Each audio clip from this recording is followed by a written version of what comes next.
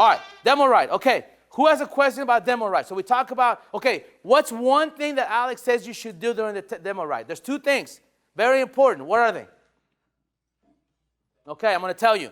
No, go ahead, Alex. I was going to say find out who else could be vehicle. Exactly. Number one is to find the missing party. Alex always says, this process says, many times, the reason why I came up with this process is because I kept running into the same walls, into the same objections, and the same problems. So I said, man, I'm tired of this. I go on a demo ride, I write a customer up, and I go, sir, are you ready to do business now? And guess what they tell me? I got to talk to my wife. And I'm like, what? Why didn't you mention it? I never knew anything about your wife. So Alex avoided that in the test drive and said, you know what? I got to come up with a plan and a solution. So I am going to capture the missing party while I'm on the test drive. And the way I do it is, Mr. Customer, Mr. Glimp, that's Brian, our new controller in the back, okay? Mr. Glimp, let me ask you a question. Is there anybody else, everybody say anybody else. Is there anybody else that's going to be involved in the selection? Because remember, we're trying to select a vehicle. That's our job. That's our number one job, right, Nick? That's all I got to worry about, selecting the right vehicle. Mr. Glimp, is there anybody else that's going to be involved? Anybody else that's going to be involved in the selection? Because that's what we're doing, selecting, not in buying, not in approving for you whether you can buy or not, just involved in the selection. The selection of the color or the trim or anything about this vehicle. Is there anybody else? And he said, yes, that's going to be Mama. And then what am I going to say? Great. Great. Remember Tony the Tiger? We did it at the beginning. Man, that's amazing. Even though that sucks, I'm still going to say, great. Wow. I love that. Woo. Yay. Awesome. Right? Awesome sauce, sir. Let me ask you this, Mr. Glimp. That's phenomenal. Where is your wife right now? She's at work. She's at work. Where does she work at, Mr. Glimp? Wow. Everybody go, wow. Wow. Mr. Glimp. Everybody go, Mr. Glimp. Mr. Glimp. Wow, I have some great news. Looking at my watch, by the way, it's a fake Rolex, so the time is not really right, but I actually looked at my phone before I looked at my watch, okay? Looking at my phone, looking at the time, I just realized that I do not, everybody say do not, have any appointments coming in here in the next hour or so. So, may I suggest, everybody say, may I suggest? May I suggest? Can we please go by your wife's work? Let me stay in the car, outside the car, away, drop me off at the nearest gas station if you want, and let's go to her, for her convenience, show her the car, her work, that way make sure she's approving of everything. Do you mind if we do that? I'm willing to do that for you. Capturing the missing party. Now here's what's crazy. None of you have ever experienced that. I have. I swear to you. I swear to you. And sold the car every time. Jack Brown cleaners. Ironically, Mr. Brown. The Mr. Brown. Bought a freaking brown Avalon from me in Austin, Texas. And I didn't even know it was Mr. Brown until we got there. I didn't put the two pieces together. I'm Mr. Brown. I got to go make sure my wife likes the car. Okay, where does she work? The Jack Brown cleaners on the street in Round Rock. Okay, let's go. She just happened to be at that location that day. But he owns all the Jack Brown cleaners. Became one of my best customers, by the way.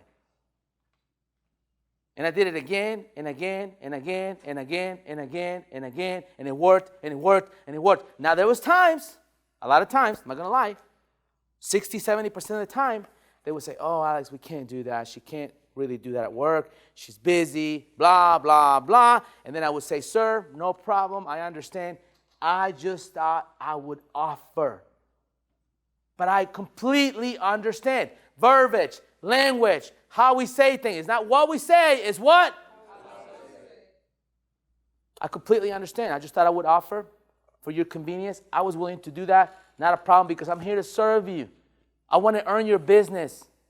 Think about what earning somebody's business looks like. I need to earn your business. I need to do something for you to give me your business. I've earned it. I've earned my paycheck. I've earned what I have. I worked hard for it. I did something above and beyond. True or false? True. All right. So the number one thing is to capture the missing party. Not always going to work, but we're still going to offer every time, right? Every time we're going to offer, Mr. Customer, is there anybody else going to be involved in the selection of the color of the trim of your vehicle besides yourself? Not, do you need somebody to approve the deal? Is there anybody else going to be signing? Don't say that, please. Very offensive, cost you a deal. Don't do it. But we're going to capture the missing party if we can. But if not, worst case scenario, he said, no, we can't. Then at least I know I'm still going to do my soul line. I'm still going to do my service walk. I'm still going to offer a refreshment, buy them that $1.25 drink. I'm still going to sit them down and ask them, how do you want the vehicle title, Mr. Customer? Just you and yourself. Well, no, Alex, I told you my wife as well. And then I'm going to go to the desk, and I'm going to jump in the desk office and go, hey, what am I going to say? Hey. No, say it. Hey. I got a deal. I got a deal. Are you ready? Yes. Well, listen, man, I got a missing party, but I got a damn good pick, brother. I got a good pick.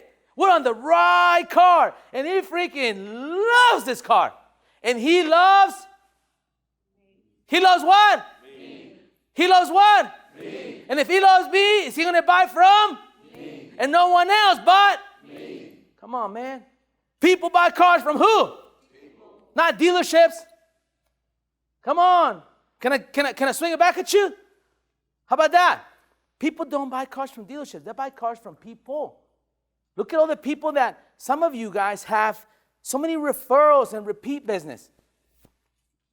Because you build the relationship. You build the trust. They know they can come to you and you're going to take care of them. And when you build that, you don't even have to discount the car that much because they trust you. True or false? All right, so number one thing is to capture the missing party. Number two thing, I need you to help me with this, and I need you to do this and become a master at this. When you're on a test drive, on a demo ride, if you really want to sell more cars, you'll make it a point to find common ground. And I'll explain you how that works. This is psychological, very easy to do. You're sitting in the car, you're asking the customer, hey, what do you do? Hey, I work at the plastic company. Great. How long you been there? He says that. Okay, Mr. Customer, how are you going to be using the car? Family. Great. Speaking of family, children, wife. Well, yes, I have 3 kids. How old? I have a 5-year-old and I have a 6-year-old. Everybody say, wow. Wow. I have a 5-year-old and a 6-year-old too. That's ironic, Mr. Customer. How long have you been married? 12 years. Wow. I've been married for 10 years, so we're right there with you. You got me by 2 years, but hey, I'm there with you, and I know how it can be. You have your ups and you have your downs. But at the end of the day, if you forgive each other, you can have more ups and downs, right, sir? Can you relate with that, sir? Yes, I can. Because the reason why Alex always found common ground and sold so many cars and became a multi-dealer, you may laugh. You may say, this is not, I want this damn process. I'm a multi-freaking dealer. Proof's in the damn pudding, man. Stop fighting this thing. And I find a common ground with the customer every time because if I did that, what it did, and I came up with this, it humanized me. I no longer was a car salesman because, yes, if you know somebody, that's different. But what if they don't know you? What if they don't know who they are? What are they thinking about you when you're trying to sell them a car? This is just another damn what? Say it.